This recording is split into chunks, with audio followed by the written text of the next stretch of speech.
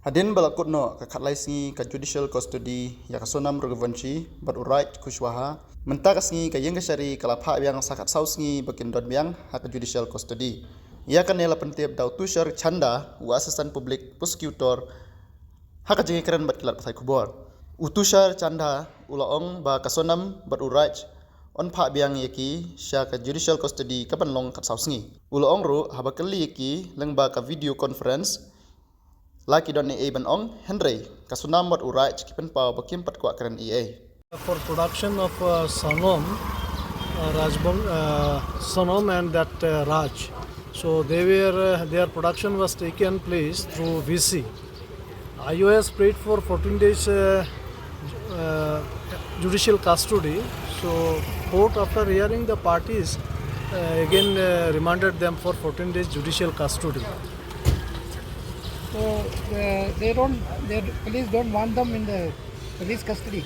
Yes, you see, in the forwarding report, there is a prayer for.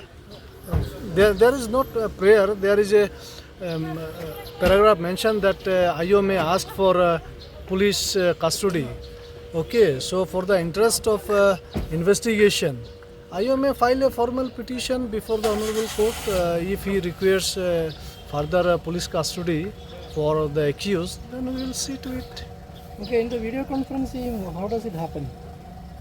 Video conferencing, they were produced, they were brought in the camera, so magistrate asked their well-beings, everything, they are all fine.